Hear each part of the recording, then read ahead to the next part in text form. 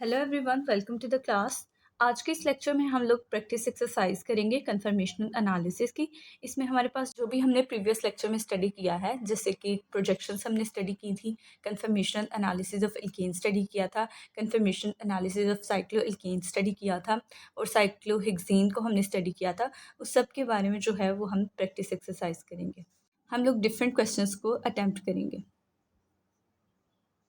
तो ये हमारा क्वेश्चन नंबर 1 है। क्वेश्चन नंबर 1 में है ड्रॉ डिफरेंट कन्फर्मेशन ऑफ 1,1 डाइक्लोरोप्रोपेन। तो ये हमारे पास स्ट्रक्चर है 1,1 डाइक्लोरोप्रोपेन का। अब इसकी हमने क्या करनी है, कन्फर्मेशन ड्रॉ करनी है। अब कन्फर्मेशन हम किस फॉर्म में ड्रॉ करते थे, न्यूमैन प्रोजेक्शन की फॉर्म में ड्रॉ करते थे। और न्यूमैन प्रोजेक्शन में हम कहते थे कि एक कार्बन हमारे पास फ्रंट होता है और दूसरा कार्बन हमारे पास बैक होता है। सपोज ये हमारा फ्रंट कार्बन है और ये हमारा बैक कार्बन है। फ्रंट कार्बन को हम डॉट से रिप्रेजेंट करते थे और उसके ग्रुप्स इस तरह से।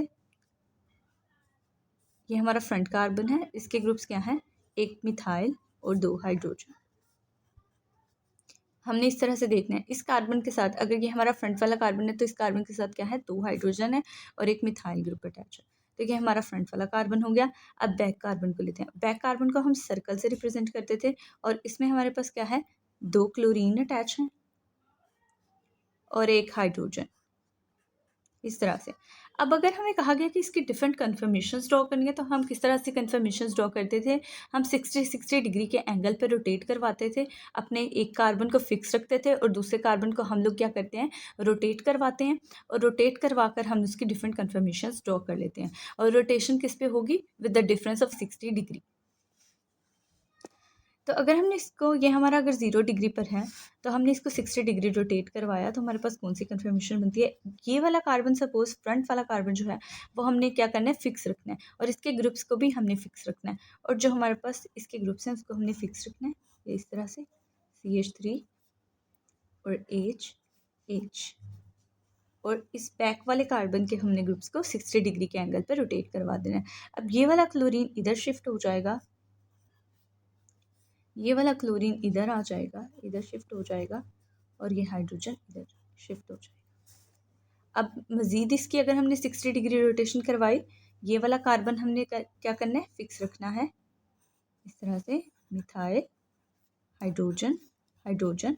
और यहाँ पर हमने इसकी अगेन हमने क्या करनी है, 60 डिग्री रोटेशन करवानी है। ये वाला कार्बन इधर शिफ्ट, ये वाला क्लोरीन इधर शिफ्ट हो जाएगा, ये वाला क्लोरीन इधर इस तरफ और ये वाला हाइड्रोजन इस तरफ शिफ्ट हो जाएगा। ये था जब हमारा एंगल 0 डिग्री था, ये 60 डिग्री के रोटेशन पे था। और ये वाली कंफर्मेशन तब बनी जब हमारी रोटेशन 120 डिग्री तक पहुंची। एंगल ऑफ रोटेशन हमारा 120 डिग्री हुआ। अब हम इसको मज़ीद 60 डिग्री पर रोटेट करवाते हैं।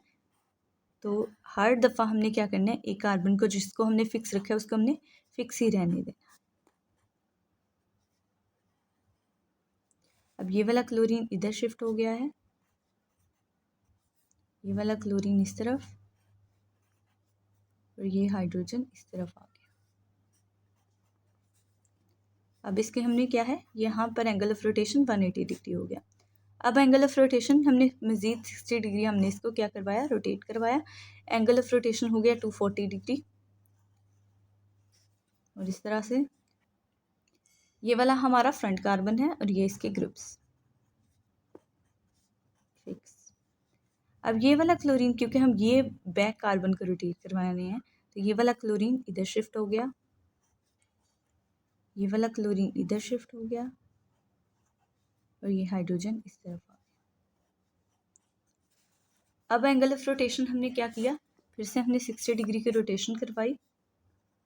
एंगल ऑफ रोटेशन अब हमारा हो गया है 300 डिग्री और ये हमारा बैक कार्बन, ये हमारा फ्रंट कार्बन और इसके हमने ग्रुप्स को रोटेट करवा दिया 60 डिग्री मज़ीद। तो ये हाइड्रोजन इधर शिफ्ट हो गया, ये क्लोरीन इधर शिफ्ट हो गया, ये वाला क्लोरीन इस तरफ आ गया। और जब हम इसकी रोटेशन करवाएंगे 360 डिग्री पर तो फिर से हमारे पास यही वाली कन्फर्मेशन आएगी। तो ये वाली कन्फर्मेशन हमारी 360 डिग्री के लिए भी है। तो हमारा क्वेश्चन कंप्लीट हो गया। Draw the different conformations of 1,1 डाइक्लोरोप्रोपेन। अब हम इसकी स्टेबिलिटी को देख लेते हैं इन कन्फर्मेशंस की, और फिर हम इसकी एनर्जी डायग्राम भी ड्रॉ कर लेंगे। इससे हमारी इसकी एनर्जी डायग्राम की भी प्रैक्टिस हो जाएगी। अगर हम ये वाली कन्फर्मेशन को देखें तो सबसे पहले आपने एक्लिप्स कन्फर्मेशन को हाईलाइट कर लेना है। ये एक्लिप्स कन्फर्मेशन है, ये एक्लिप्स कन्फर्मेशन है और ये एक्लिप्स कन्फर्मेशन है। इन कन्फर्मेशंस को नाम दे देते हैं। सपोज़ ये हमारी ए है, ये हमारी बी है, ये हमारी सी कन्फर्मेशन है, ये डी है, ये ई है और ये एफ है। ठीक है जी। अब हमारे पास जो एक्लिप्स कन्फर्मेशन है वो तो हमें पता है मैक्सिमा पर होंगी, हमारे एनर्जी डायग्राम के मैक्सिमा पर होंगी। पर अब इनमें से स्टेबल कौन सी है और अनस्टेबल कौन सी है वो देख लेते हैं। अगर हम ये फर्स्ट वाली ए कन्फर्मेशन को देखें तो इसमें हमारे पास एक बल्कि ग्रुप की इंट्रैक्शन नज़र आ रही है और एक हमारे पास बल्कि ग्रुप और हाइड्रोजन की इंट्रैक्शन नज़र आ रही है। अब अगर दूसरी वाली को देखें तो हमारे पास बल्कि ग्रुप और हाइड्रोजन की इंट्रैक्शन, बल्कि ग्रुप हाइड्रोजन, बल्कि ग्रुप और हाइड्रोजन की। अगर हम इसको देखें तो हमारे पास बल्कि ग्रुप की इंट्रैक्शन, बल्कि ग्रुप और हाइड्रोजन की इंट्रैक्शन। बट यहाँ पर आपको एक चीज़ समझने की ज़रूरत है कि जब बल्कि ग्रुप की इंट्रैक्शन बल्कि ग्रुप के साथ होती है तो इसमें हमारे पास बहुत ज़्यादा स्टेरिक स्ट्रेन कॉज होती है और साथ ही इसमें टॉर्शनल स्ट्रेन तो कॉज हो ही रही है due to the eclipse groups. तो यहाँ पर हमारे पास टॉर्शनल स्ट्रेन भी बहुत ज़्यादा है, बट उसके साथ साथ हमारे पास स्टेरिक स्ट्रेन भी बहुत ज़्यादा है। तो ये वाली इंट्रैक्शन जब भी आपको नज़र आती है, बल्कि ग्रुप की इंट्रैक्शन, बल्कि ग्रुप्स की इक्लिप्स इंट्रैक्शन जब भी आपको नज़र आए तो आपको समझ आ जानी चाहिए कि ये बहुत ही ज़्यादा अनस्टेबिलिटी कॉज करवा रही है। और ये वाली इसके लिहाज से ये वाली कन्फर्मेशन जो है वो समहाउ स्टेबल है। अब अगर आप देखें तो ए कन्फर्मेशन और ई कन्फर्मेशन में बिल्कुल सेम तरह की इंट्रैक्शन है, बल्कि ग्रुप्स के इंट्रैक्शन और साथ में बल्कि ग्रुप और हाइड्रोजन की इंट्रैक्शन और हाइड्रोजन हाइड्रोजन इंट्रैक्शन। ठीक है जी। तो इन दोनों में A and E have same type of interaction, तो इनकी एनर्जी भी सेम होगी। अब अगर हम सी की बात करें तो सी की एनर्जी ए और ई की एनर्जी से कुछ कम होगी। ठीक है जी। यहाँ पर अगर हम अपनी एनर्जी डायग्राम को देखें तो हमारे पास ए और ई जो हैं वो मैक्सिमम एनर्जी लेवल पर आ रहे हैं और ए का एंगल ऑफ रोटेशन क्या है, 0। तो 0 पर हमारे पास मैक्सिमम एनर्जी की कन्फर्मेशन होगी और साथ ही हमारे पास 240 डिग्री के एंगल पर भी मैक्सिमम एनर्जी की कन्फर्मेशन होगी इसी एनर्जी की। तो हमने पॉइंट आउट कर लेना इसको। अब दूसरी तरफ अगर हम देखें तो उससे कम थोड़ी सी एनर्जी हमारे पास कहाँ आ रही है, 120 डिग्री के एंगल पर। एनर्जी हाई तो है क्योंकि ये एक इक्लिप्स कन्फर्मेशन है, बट इनसे ये हमारे पास जो ए और ई कन्फर्मेशन है इससे थोड़ी सी कम होगी और इसका एंगल ऑफ रोटेशन क्या आ रहा है, 120 डिग्री। तो यहाँ पर 120 डिग्री पर हम कुछ समहाउ लेस एनर्जी की कन्फर्मेशन को देख लेते हैं और इसका नाम क्या है हमारी कन्फर्मेशन का, सी। इस तरह से अब आपने स्टैगर्ड कन्फर्मेशन को देखना है। अब हमें पता है स्टैगर्ड कन्फर्मेशन हमारे एनर्जी डायग्राम के मिनिमा पर आएंगे। अब स्टैगर्ड कन्फर्मेशन में से देख लेते हैं कौन सी स्टेबल है और कौन सी अनस्टेबल कन्फर्मेशन है। अगर हम इस वाली स्टैगर्ड कन्फर्मेशन को देखें तो इसमें हमारे पास ये वाली स्टेरिक इंट्रैक्शन आ रही है। अगर हम इस वाली स्टैगर्ड कन्फर्मेशन को देखें तो हमारे पास यहाँ पर भी मिथाइल और क्लोरीन इंट्रैक्शन है और यहाँ पर अगर हम इस वाली कन्फर्मेशन को देखें तो यहाँ पर तीनों बल्कि ग्रुप्स एक साथ आ गए हैं। यहाँ पर देखें हाइड्रोजन का गैप था कि हमें पता है कि हाइड्रोजन हमारे पास स्टेरिक स्ट्रेन कॉज नहीं कर रहा। अगर आप देखें तो यहाँ पर बल्कि ग्रुप्स की इंट्रैक्शन है और यहाँ पर क्योंकि सेंटर में हाइड्रोजन्स आ गए हैं तो ये इसकी इंट्रैक्शन को कम कर रहे हैं उनके साथ। बट ये वाली इसमें हमारे पास बहुत ही ज़्यादा स्टेरिक स्ट्रेन आएगी। तो अगर हम स्टैगर्ड कन्फर्मेशन की बात करें तो स्टैगर्ड कन्फर्मेशन में से ये वाली जो है ये अनस्टेबल कन्फर्मेशन होगी। तो अगर हम इन दोनों को देखें तो डी और बी में सेम तरह की इंट्रैक्शन है, तो D and B will have same energy, but D और बी की एनर्जी से ज़्यादा एनर्जी होगी एफ की एनर्जी, क्योंकि एफ जो है हमारे पास वो अनस्टेबल स्टैगर्ड कन्फर्मेशन। तो यहाँ पर हमारे पास 180 के एंगल पर और हमारे पास 60 डिग्री के एंगल पर जो स्टैगर्ड कन्फर्मेशन आ रही है वो मोस्ट स्टेबल स्टैगर्ड कन्फर्मेशन है। यहाँ 60 डिग्री पे और साथ में हमारे पास एक कन्फर्मेशन 180 डिग्री पे। इनकी एनर्जी इक्वल है और सबसे कम एनर्जी है इन कन्फर्मेशंस की। ये सबसे स्टेबल कन्फर्मेशंस हैं। 300 डिग्री पर ऐसी कन्फर्मेशन आ रही है जो अनस्टेबल स्टैगर्ड कन्फर्मेशन है, तो इसकी एनर्जी इन वाली स्टैगर्ड कन्फर्मेशन से थोड़ी ज़्यादा होगी, तो इसका पॉइंट हम इस तरह लगा देते हैं। अब ये हमारे पास 60 डिग्री पर कौन सी कन्फर्मेशन थी, बी कन्फर्मेशन, और हमारे पास 180 डिग्री पे कौन सी कन्फर्मेशन थी, डी कन्फर्मेशन, और 300 डिग्री पे कौन सी कन्फर्मेशन है, एफ कन्फर्मेशन। और अगर हम 360 डिग्री की बात करें तो हमारे पास फिर से ए कन्फर्मेशन जैसी ही कन्फर्मेशन आ जाती है, जिसकी एनर्जी कितनी होगी, इतनी। ठीक है जी, ए कन्फर्मेशन आ जाती है फिर से हमारे पास।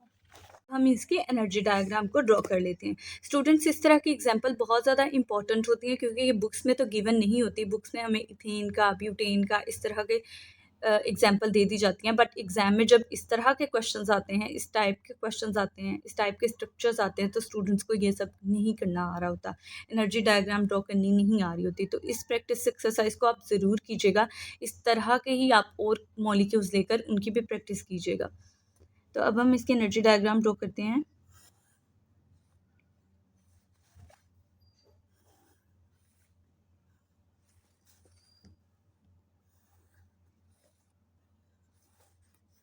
मैंने आपको जब एनर्जी डायग्राम और कन्फर्मेशनल एनालिसिस ऑफ साइक्लोएल्केन करवाया था, तो मैंने आपसे कहा था कि ज़रूरी नहीं है कि हमारी शेप उसी तरह की आए जिस तरह की साइक्लोब्यूटेन की या हमारे पास इथेन की आती है।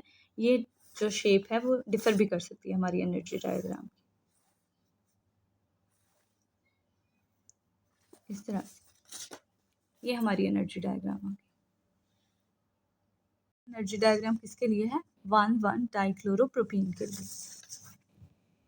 1,1 डाइक्लोरोप्रोपेन।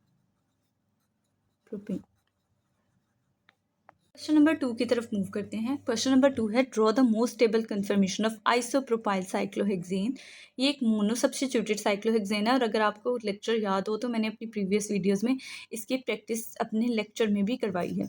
तो ये हमारे पास एक्चुअली एक मोनो सब्स्टिट्यूटेड साइक्लोहेक्सेन है, और मैंने जब आपको ये करवाया था तो मैंने आपको कहा था कि जो मोनो सब्स्टिट्यूटेड साइक्लोहेक्सेन होती है वो प्रेफर करती है कि जो हमारा ग्रुप है, जो सब्स्टिट्यूएंट है, वो इक्वेटोरियल पोजिशन पर हो स्टेबल कन्फर्मेशन के लिए। तो क्योंकि इन्होंने यहाँ पर स्टेबल कन्फर्मेशन ही पूछा है, तो इसमें हमारे पास जो सब्स्टिट्यूएंट है वो इक्वेटोरियल पोजीशन पर होगा। तो ये इसको हम ड्रॉ कर लेते हैं।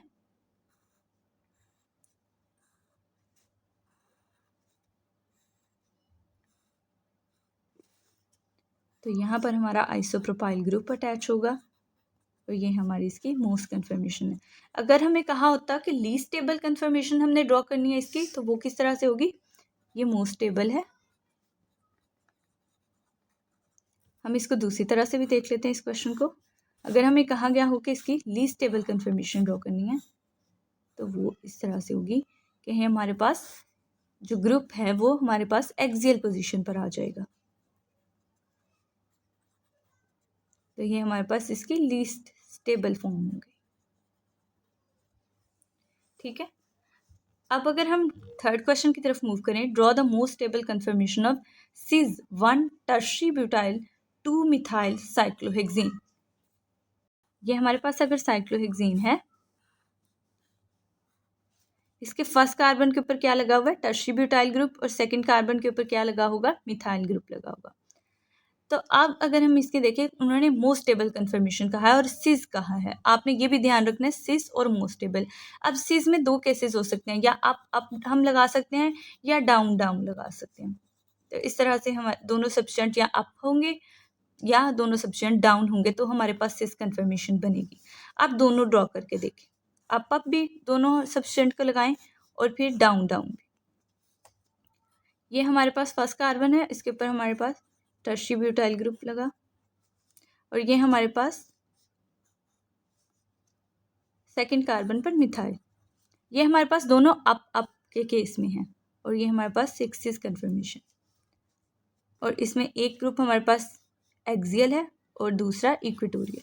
अब अगर हम इसकी दूसरी फॉर्म देखें, डाउन डाउन फॉर्म, तो वो किस तरह से होगी, CH3 थ्राइस, और ये इस तरह से, ये डाउन डाउन केस में है। ये कार्बन नंबर 1, ये कार्बन नंबर 2, ये कार्बन नंबर 1, ये कार्बन नंबर 2। अब अगर आप देखें तो ये भी एक सिस कन्फर्मेशन है, और इसमें भी एक ग्रुप एक्सियल है और दूसरा ग्रुप इक्वेटोरियल। लेकिन यहाँ पर फ़र्क है। अगर आप इस वाली कन्फर्मेशन को देखें तो यहाँ पर बल्कि ग्रुप एक्सियल में है, और अगर आप इस कन्फर्मेशन को देखें तो यहाँ पर बल्कि ग्रुप इक्वेटोरियल पे है। तो मैंने आपको बताया था कि स्टेबल कब होगी हमारी कन्फर्मेशन, जब हमारे पास बल्कि ग्रुप होगा वो इक्वेटोरियल पोजीशन पे होगा। अब ये देखें, एक्सियल इक्वेटोरियल तो ये भी है, एक्सियल इक्वेटोरियल तो ये भी है, आपको समझ नहीं आ रही कि स्टेबल कौन सी होगी। तो आप ये देखिए कि जो बल्कि ग्रुप है हमारा वो इक्वेटोरियल किस में है, इस वाली कन्फर्मेशन में, तो यही हमारे पास मोस्ट स्टेबल होगी। तो ये हमारे क्वेश्चन का आंसर ये वाली कन्फर्मेशन होगी।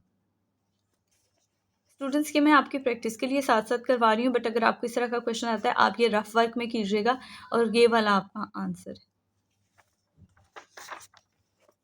अब क्वेश्चन नंबर 4 की तरफ मूव करते हैं। Draw the structure of trans 1 ethyl 2 methyl cyclohexane. सिर्फ उन्होंने कहा स्ट्रक्चर ड्रॉ करो, उन्होंने ये नहीं कहा कि आप इसकी स्टेबल कन्फर्मेशन करो, मोस्ट स्टेबल कन्फर्मेशन करो। तो आप कोई भी इसकी कन्फर्मेशन ड्रॉ कर सकते हैं। आपको बस पता होना चाहिए सिस किसे कहते हैं और ट्रांस किसे कहते हैं। अब ट्रांस क्या होगा, एक हमारे पास सब्स्टिट्यूएंट अप होगा और दूसरा डाउन होगा। सपोज मैंने इथाइल को डाउन कर लिया CH2 CH3, और एक को मैंने क्या कर लिया, अप कर लिया मिथाइल। ये कार्बन नंबर 1 इथाइल 2 मिथाइल। तो यहाँ पर हमारे पास क्या आ गई, ट्रांस कन्फर्मेशन आ गई, ट्रांस 1 इथाइल 2 मिथाइल साइक्लोहेक्सेन। अब इसको आप दूसरी फॉर्म में भी लिख सकते हैं, जो हम रेगुलर हम साइक्लोहेक्सेन का स्ट्रक्चर यूज़ करते हैं। जब हम स्टीरियो केमिस्ट्री में बात करते हैं तो हम ज़्यादातर चेयर कन्फर्मेशन पे फोकस करते हैं, बट अगर आप इसको इस तरह एक हेक्सागोन की फॉर्म में लिखें तो आप इस तरह करेंगे ट्रांस वाला स्ट्रक्चर। एक अगर वेज है तो दूसरा हमारे पास डॉटेड होगा। तो इस तरह से ये हमारे पास एक ट्रांसफॉर्म हो गई। अब अगर हम क्वेश्चन नंबर 5 की तरफ मूव करें तो draw the most stable conformation of cis 1,3 dimethyl cyclohexane. तो सिस के लिए हमें पता है या दोनों सब्स्टिट्यूएंट अप अप होंगे या दोनों सब्स्टिट्यूएंट डाउन डाउन होंगे। इसकी दोनों पॉसिबल कन्फर्मेशंस ड्रॉ कर लेते हैं। एक हमारे पास अप अप का केस है, एक मिथाइल अप है तो ये मिथाइल भी अप होगा। दूसरा हमारे पास डाउन डाउन सिस का केस होता है, सिस में अगर ये डाउन है तो ये भी डाउन। हम इस वाली कन्फर्मेशन को देखें तो इसमें हमारे पास दोनों एक्सियल ग्रुप्स हैं। तो यहाँ पर क्या होगा, यहाँ पर 1,3 डाई एक्सियल इंटरेक्शन कॉज होगी और ये एक अनस्टेबल कन्फर्मेशन बन जाएगी।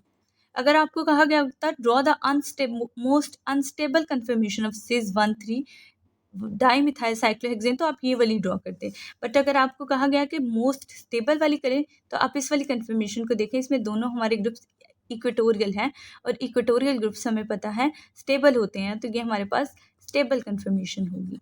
तो अभी हमारे क्वेश्चन का आंसर ये वाली conformation. Okay students, this is all for today's lecture. You can take the screenshot of this exercise.